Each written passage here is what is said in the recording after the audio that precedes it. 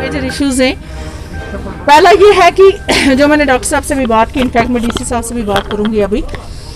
एक तो आपने जो अटेंडेंट्स यहाँ पे रखने हैं, और मैं साथ साथ लोगों से भी गुजारिश करूंगी कि एक ही अटेंडेंट रखिए, और उस अटेंडेंट को का जो आना जाना बाहर है ना फ्रीली, ये एक मुश्किल पैदा कर सकता है। तो वो भी मजबूर हैं बाहर निकलने के लिए, क्योंकि यहाँ खाने पीने का कोई इंतज़ाम नहीं है अटेंडेंट्स के लिए।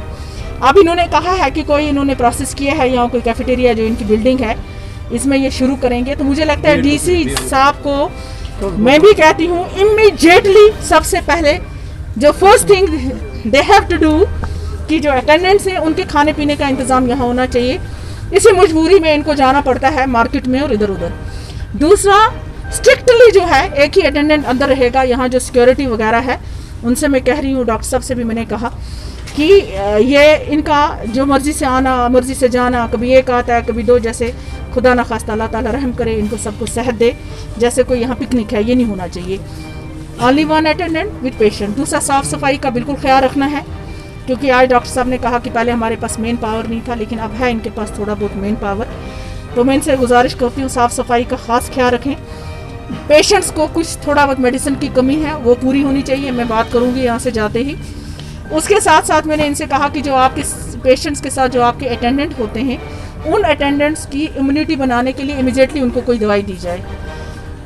जैसे इम्यून सिस्टम को बढ़ाने के लिए विटामिन सी होता है, जिंक होता है, ये तो डॉक्टर हैं, ये ज़्यादा एडवाइस कर सकते हैं।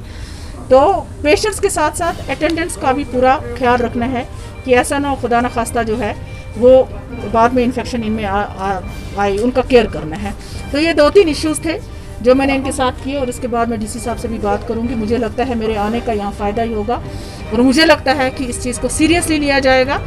ये एक इंसानी मसला है, और मैं आम लोगों से भी अपील करती हूँ कि मेहरबानी करके जो कोविड से रिलेटेड जितने SOPs हैं, प्रिकॉशंस हैं, ख़ासतौर पे जो रूरल एरियाज़ में हैं, 80% हमारी आबादी जो है गाँव में रहती है, उनसे मैं अपील करती हूँ कि आप मेहरबानी करके जो SOPs हैं, मास्क लगाना, सोशल डिस्टेंस रखना, साफ़ सफाई का ख्याल रखना, इन चीज़ों पे ख्याल रखिए। ये एक वाहिद रास्ता है इस बीमारी को रोकने का।